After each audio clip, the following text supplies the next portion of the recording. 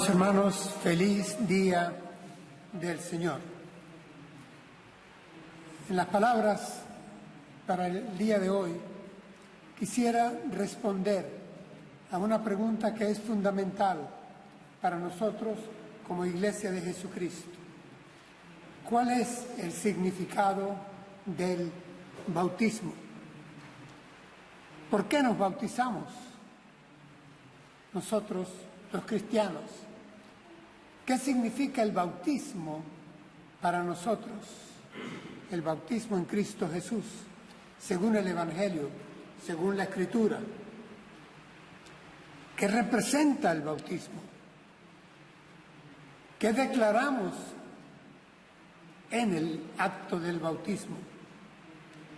¿Qué recuerda el bautismo en sí? ¿A qué se asocia necesariamente todo acto bautismal en una iglesia cristiana? ¿Qué anunciamos mediante el bautismo? En fin, ¿qué expresa la ceremonia bautismal cuando la realizamos?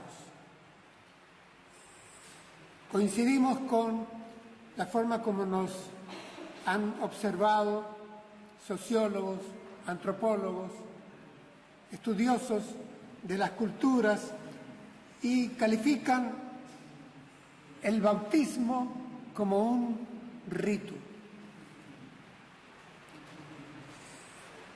En primer momento, hay una tendencia natural, al menos la hubo en mí cuando estuve revisando esto, a rechazar que el bautismo sea un rito.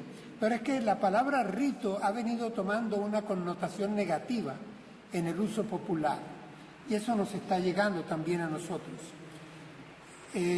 Para responder lo que motiva las palabras de hoy, quiero buscar y leer para ustedes 4 versículos de la carta que el apóstol Pablo escribió a la iglesia en Roma. Voy a leer en versión Dios habla hoy, Romanos 6, del 3 al 5, y dice así la palabra del Señor.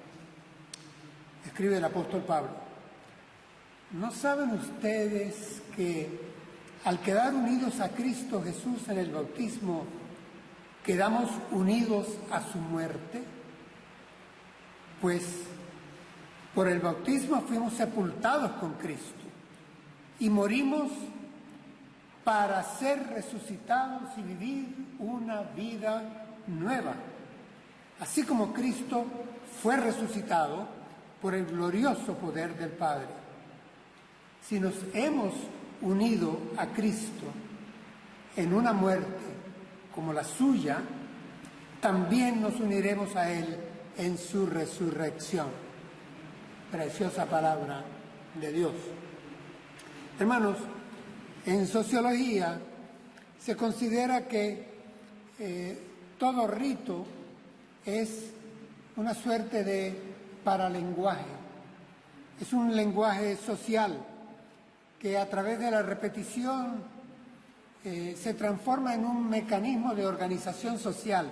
Pareciera que estoy hablando vaguedades un poco académicas, y no, hermanos. Todo rito tiene una significación cultural, vital, existencial.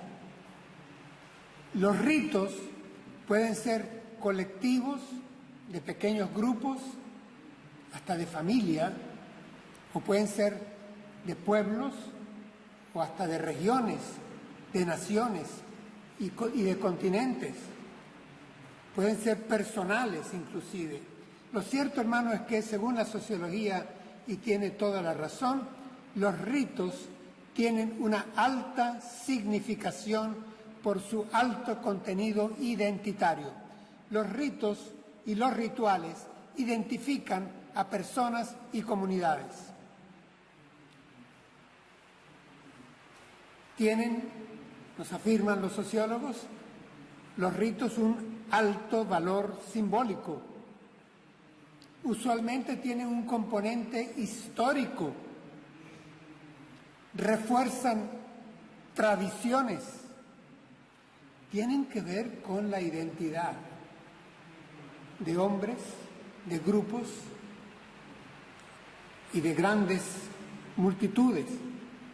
Ahora, la palabra rito, les decía, nos produce cierto natural rechazo porque está siendo asociada a lo ancestral, a la magia, a religiones antiguas, donde la superstición era el sustrato común. Los ritos suelen asociarse hoy en día más a las sectas, a un pensar y sentir primitivo, de baja cultura, de baja capacidad de razonamiento, y se considera inclusive que deberían los ritos ir cambiándose o echándose a un lado para que la sociedad pueda ir desarrollándose. Esta es la opinión sociológica para hoy en día. Yo me pregunto, ¿es esto cierto? Los ritos pertenecen a este tipo de concepción ancestral, de atraso, de incultura. Yo les voy a poner algunos ejemplos, porque no estoy de acuerdo con ello. Yo insisto en que los ritos marcan mucho la identidad, el quién soy, el quiénes somos. Y voy a poner ejemplos actuales. Ejemplos de ritos, y no pensamos que son ritos, pero lo son, personales. Los cumpleaños. Sí, los cumpleaños. Observamos cierto ritual cuando cumplimos aniversario de nacimiento. Las ceremonias funerarias llevan ritual. A día de hoy, los matrimonios, más de lo mismo, tienen un componente ritual. Y se observa con cualquier variante matrimonial que son un rito. Y la pareja lo quiere, y la familia lo quiere, y los amigos también. Y son ritos que nadie cuestiona y que son modernos y se mantienen, tal vez con algunas, como he dicho, variantes. Ritos gremiales.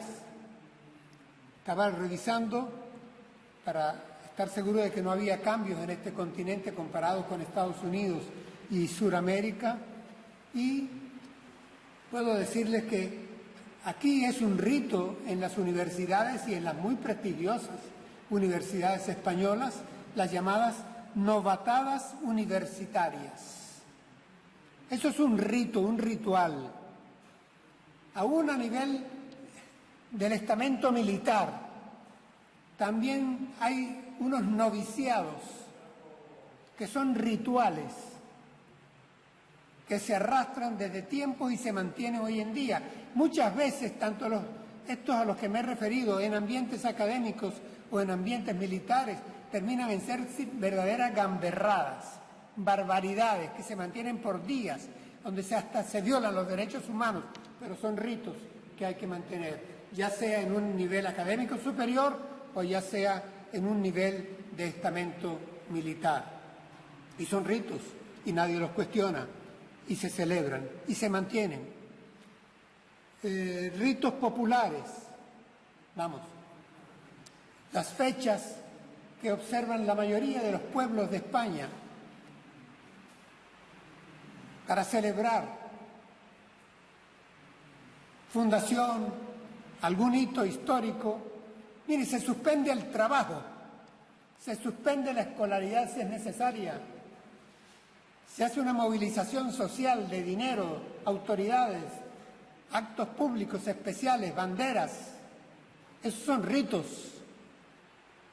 mantienen la identidad de esos pueblos, ¿sí? Porque detrás del rito hay un asunto de identidad, sí, sí lo hay. Y invocamos hasta la razón de mantener el folclore. ¿Y qué es el folclore? El gentilicio que queremos conservar. Identidad. Y se mantiene a través de ritos. de rituales, y hasta nos enorgullecemos de que tengan decenas de años o centurias celebrándose. Ahí sí no nos avergüenza la antigüedad. Por último, se me ocurrió mencionar un rito global que todos observamos. Y acontece el 31 de diciembre. Ahí estamos comprando las 12 uvas del tiempo, o estamos lanzando fuegos artificiales y pendientes por las redes sociales o internet o la televisión de si ya se celebró el Año Nuevo en Australia o si ya se está celebrando en Nueva York o ya viene a celebrarse acá. Eso es ritual, esos son ritos. Ese día es igual que el día siguiente, es más vacío de contenido y con errores históricos de paso, pero lo conservamos y nadie lo cuestiona. Sin embargo, tienden a cuestionar los sociólogos el rito bautismal de los cristianos. Hermanos, aterricemos. En sociología hay todo un capítulo dedicado a que, atención, hay una gran importancia tan grande en estos ritos que celebran los hombres, los colectivos, los pueblos, las naciones, las culturas, que si se logra modificar, desgastar o sustituir estos ritos, se modifica la sociedad, se cambia la sociedad. Quien logre hacer desaparecer ritos, logra cambiar comunidades. Se nos afirma desde la sociología que se cambia la identidad de las comunidades cuando se les quita, se les eliminan estos rituales. Y nosotros somos una comunidad de fe. Y nosotros debemos defender nuestros ritos litúrgicos, porque inclusive antropólogos afirman que cuando se cambian los ritos, atención, se produce una desorientación identitaria del individuo. Es decir, cuando a un individuo se le cambian los ritos, sufre una crisis de identidad. Y nosotros, como discípulos de Jesucristo, como Iglesia de Jesucristo, defendemos nuestros ritos litúrgicos que están amparados en la Escritura, haciendo un estudio cuidadoso de la palabra de Dios en su evolución que lleva per se la revelación escrita.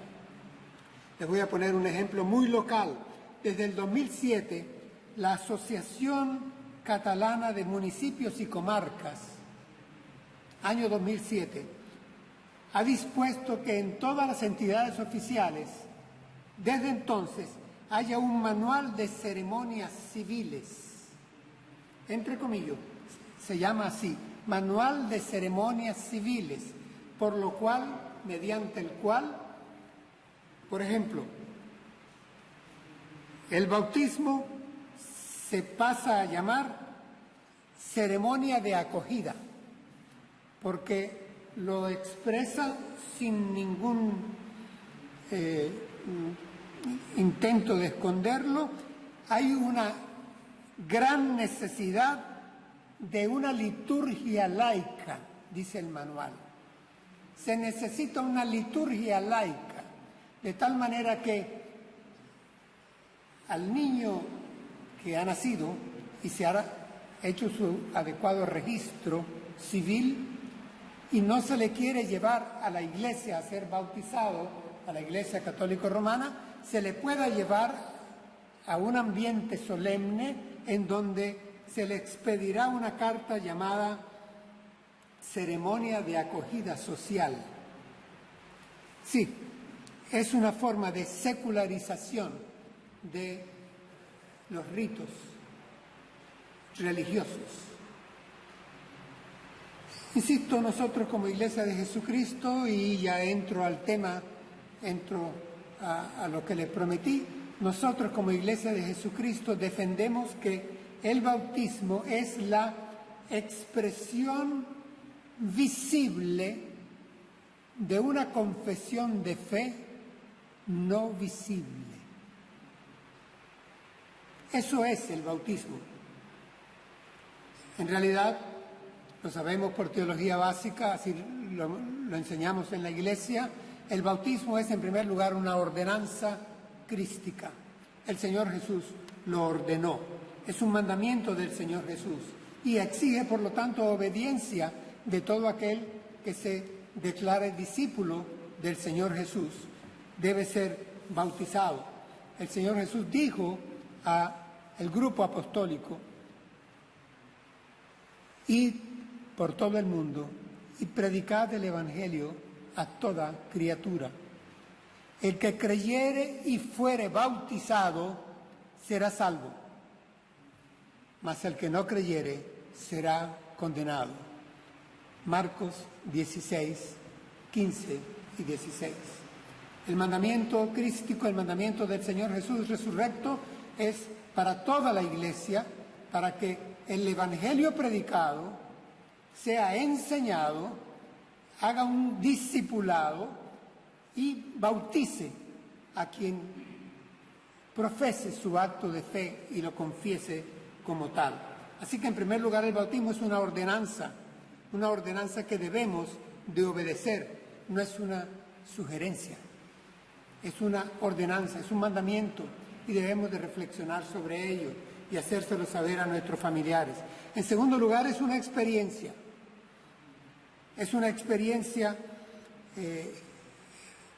muy personal, es una experiencia gozosa, es una experiencia consciente, voluntaria, es una experiencia que se toma a plena conciencia de que se desea gritar a conocidos y no conocidos que ha habido un cambio de identidad en quien se bautiza. Y en tercer lugar, lo que nos ocupará más de estas palabras, hemos dicho ordenanza, hemos dicho experiencia, en tercer lugar, por supuesto, un testimonio, una confesión de fe pública de identidad, confesión de fe pública en la cual el creyente, atención, este es el centro del mensaje, el creyente se identifica con Cristo en su muerte y en su resurrección. Este es el centro del bautismo. Por eso lo hemos puesto como título para nuestro sermón en esta mañana: un asunto de identidad. Eso es el bautismo. La palabra viene del griego baptizo. Originalmente, creo que en una oportunidad, en una ceremonia similar a esta, se los dije, esta palabra griega muy antigua, de la Grecia antigua, comenzó utilizándose en la industria de la textura, de la tintura textil. Era hundir por completo las telas para que fueran teñidas de determinado color. Y ahí venía la palabra baptizo, había que sumergirlas por completo para que el color fuera uniforme en la tela. Más adelante pasó a ser en realidad una expresión culinaria para que los ingredientes que iba a llevar el potaje, el plato, todos estuvieran cocidos adecuadamente, debían de ser baptizados, hundidos, sumergidos por completo en el agua. Y luego finalmente pasó a ser adoptada en el mundo religioso la palabra bautizo. El hecho de utilizar el agua en el simbolismo de nuestro rito bautismal es porque el agua está asociada, en realidad, sí, desde tiempos milenarios, está asociada a la vida. El agua misma es fuente de vida. El Señor Jesús mantiene ese símil en más de una oportunidad. El agua como fuente de vida, pero también el agua como fuente de limpieza, tanto física como espiritual. el lavamiento de los pecados, el lavamiento de la maldad. Así que el agua tiene esta asociación y, hermanos, esto lo tiene desde mucho, mucho tiempo y en muchas, muchas religiones y latitudes. Así es. Quisiera hacer aquí una aclaratoria necesaria. Para nosotros, desde el punto de vista bíblico, afianzándonos en la escritura bíblica, el bautismo no tiene ningún poder de regeneración espiritual. He dicho que es una ordenanza, he dicho que es una experiencia, he dicho que es un testimonio, pero hermanos, nosotros seguimos afirmando que la regeneración, ese nuevo nacimiento, la nueva criatura, la nueva creación, esa regeneración en el hombre y en la mujer, solo la da el Padre a través del Espíritu Santo y mediante la fe en el Señor Jesucristo. La regeneración es obra del Espíritu Santo de Dios. El apóstol Pablo lo escribe a uno que iba a estar encargado de varias iglesias y lo precisa. El Padre nos salvó, no por las obras de justicia que nosotros hubiéramos hecho, sino según su misericordia, por medio del lavamiento, de la regeneración y de la renovación del Espíritu Santo, que Él derramó sobre nosotros abundantemente por medio de Jesucristo nuestro Señor. Ahí está la Trinidad completa en el acto de salvación del hombre.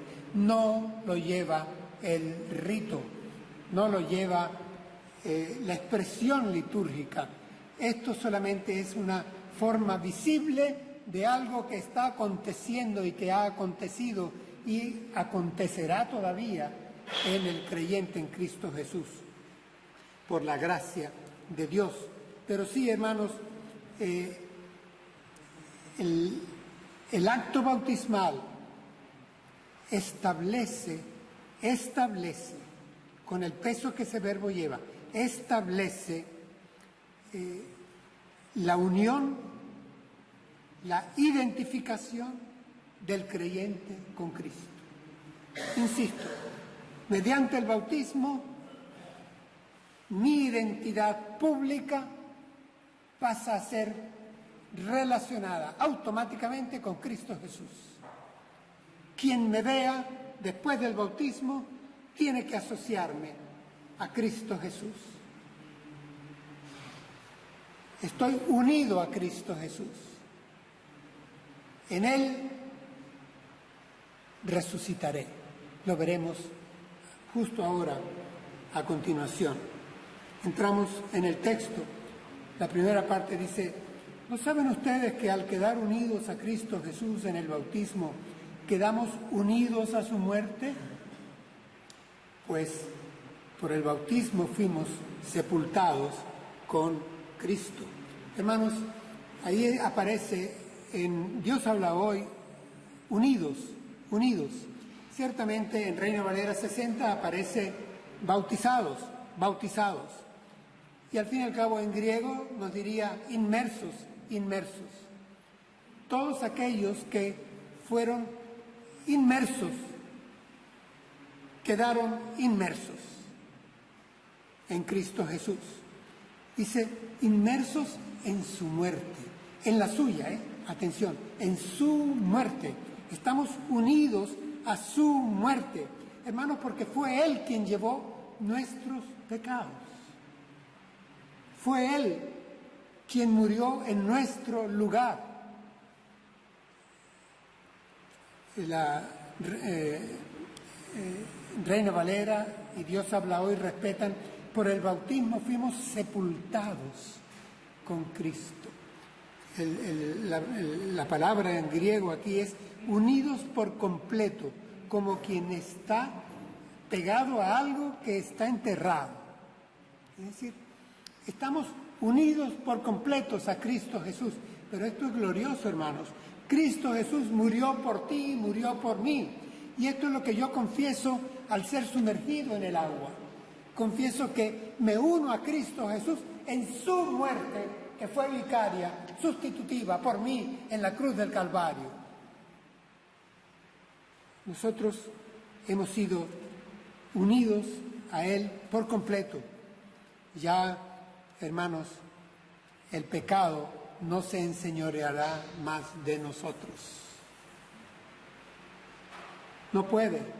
El pecado ha sido sepultado, el poder del pecado ha sido hundido por la muerte de Cristo Jesús, que lo venció en la cruz del Calvario. El que no cometió pecado fue hecho pecado. ¿Para qué?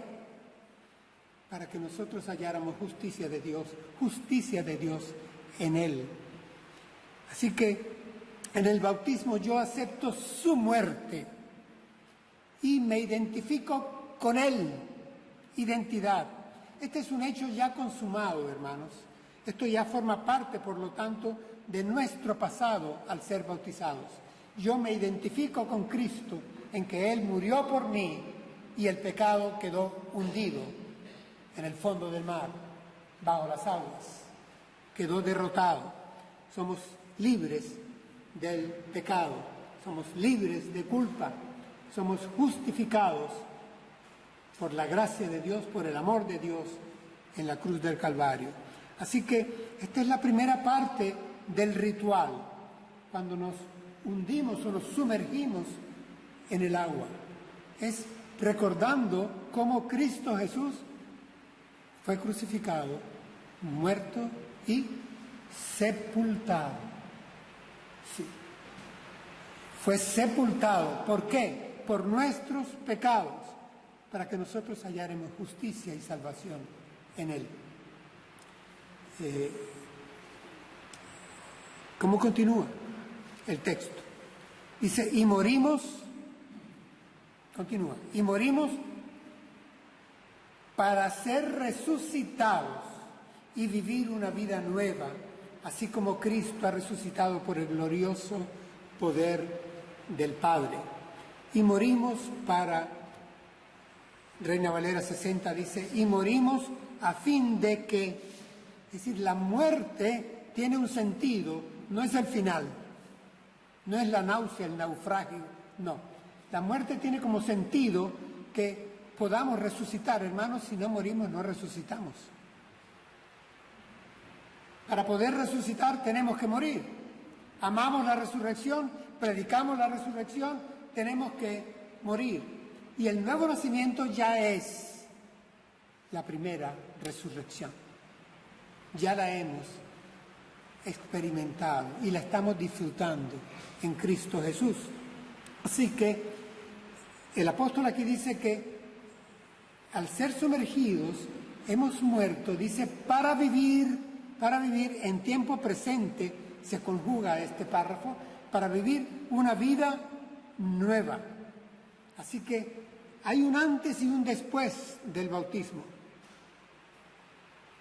Soy bautizado y me identifico con Jesús para vivir una vida nueva. Nosotros lo cantamos.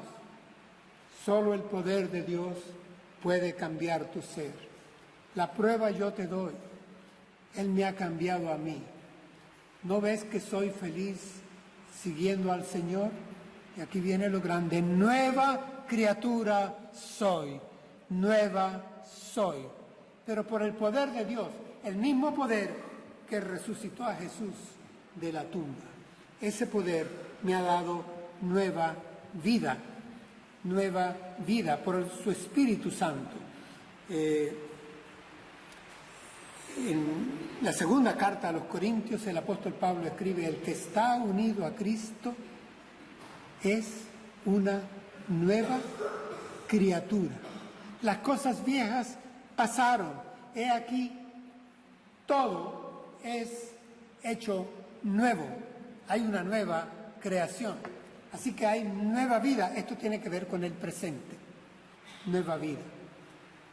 Y es un asunto, una vez más, de revisar que esa nueva vida se refleje, hermanos, en un cambio de nuestra manera de pensar, en un cambio de nuestra manera de sentir, en un cambio de nuestra manera de actuar. en un cambio de nuestra manera de juzgar, en un cambio de nuestra manera de relacionarnos, en un cambio de nuestras prioridades, en un cambio de la inversión de nuestra vida, porque ahora estamos inmersos, sumergidos, y nuestra vida, con todo lo que ella tiene que estar sumergida en Cristo Jesús, inmersa. Hemos sido bautizados, inmersos. Por eso el apóstol Pablo declara, para mí el vivir es Cristo. Para mí el vivir es estar inmerso en Cristo, es identificarme con Cristo, es estar unido a Cristo. Eso es el bautismo, eso es la identidad. ¿Cómo termina el pasaje? Termina con algo que va a futuro. Dice, si nos hemos unido a Cristo en una muerte como la suya, si nos hemos unido a Cristo en una muerte como la suya, también nos uniremos a Él en su resurrección. Reina Valera dice plantados, y está bien traducida también. Si nos hemos plantado, sumergido, inmersos, si nos hemos unido en una muerte como la suya, no es para quedar muertos, para quedar hundidos, no, es para emerger, es para salir del agua, para lo que la teología reformada llamaba el conmorir con Cristo para el conresucitar con Cristo. Le acompañamos a Él en su muerte para poder acompañarle en su resurrección. Eso es la simbología del bautismo, un asunto de identidad. Él resucitó, nosotros resucitaremos. Hermanos, es una unión que en realidad es una relación de puro beneficio. Y eso lo declaramos, y por eso hay gozo en el bautismo, en el que se bautiza, y en los hermanos que ven que un hermano se decide a dar testimonio y decir, yo también me la juego por completo con Cristo. Y me la juego con Él, ¿por qué? Porque uno mi destino a Él. Estoy unido a Él. Y ahora esa relación de beneficio me cubre con su gracia, me cubre con su bondad, me cubre con su misericordia, me cubrirá en la glorificación final. Al estar unidos a Cristo, estamos compartiendo su destino. ¿Hemos pensado en esto? ¿Cuán glorioso es?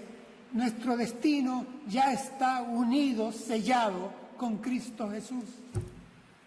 Eso es glorioso, hermano. No depende de las circunstancias. Es más, ni siquiera depende de nosotros.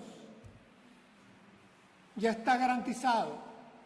El que comenzó la obra en ti la va a llevar hasta su final, por amor a su nombre. Eso está garantizado. Y en el bautismo salimos con gozo a decir, estoy unido a Cristo Jesús. Este es un asunto de identidad. Un asunto de identidad. En el versículo 8 de este mismo pasaje, apenas unos 2 versículos más adelante, dice que estamos convencidos de esto, que si con Cristo morimos, también viviremos con Él. También viviremos con Él. Los que os habéis bautizado, dice el apóstol Pablo en otro escrito, de Cristo estáis revestidos. Nos damos cuenta que es un asunto de identidad.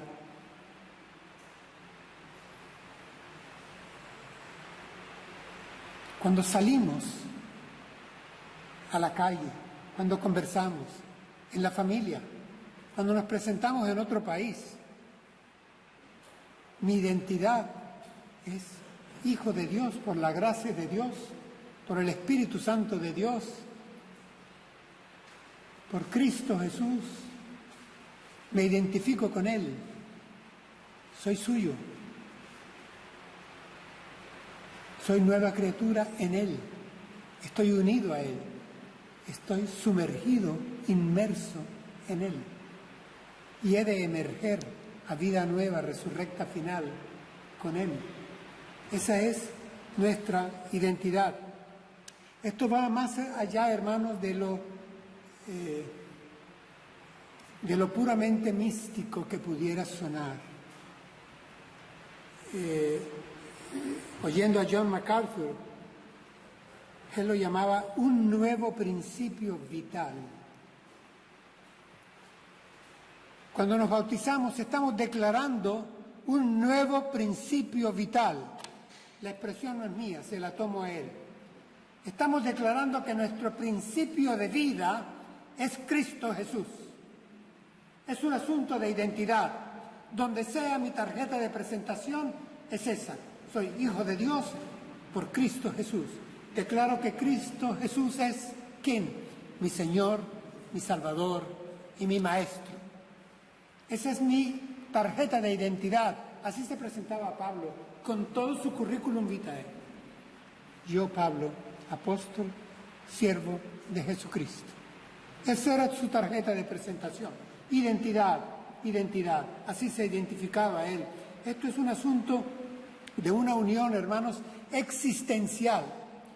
Quien dice, quiero dar testimonio público en un acto tan sencillo que dura 4 o 5 minutos, es porque lo siente, está consciente y quiere dar testimonio de eso grande que forma parte de su identidad ahora, su unión.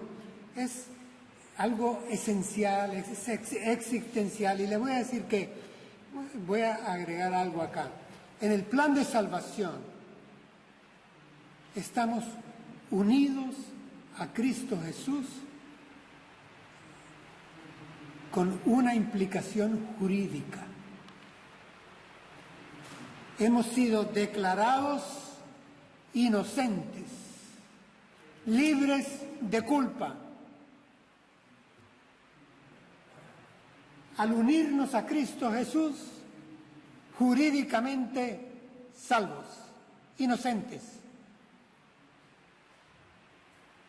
Nuestros nombres escritos en el libro de la vida, no en el de los condenados. En la primera carta que el apóstol Pablo escribió a los Corintios, dice algo que quisiera dejar como cierre de estas palabras. Cuando alguien se une al Señor, se hace espiritualmente uno con Él. Lo voy a repetir, porque lo que tiene de grande lo tiene de glorioso. Cuando alguien se une al Señor, se hace espiritualmente uno con Él. Es un asunto de identidad. Primera de Corintios 6, 17. Sí, hermanos, nosotros en el acto del bautismo, en ese rito que conservamos a través de los siglos y de los milenios, como comunidad, porque es un ritual que para nosotros es altamente caro, es una ordenanza, es una experiencia y es un acto de testimonio público. En ese acto del bautismo, nosotros, mediante el bautismo, confesamos, nos identificamos, unidos a Cristo, tanto en su muerte como en su resurrección. Tanto en su muerte como en su resurrección. Esto es grande, es un asunto de identidad. Demos gracias al Señor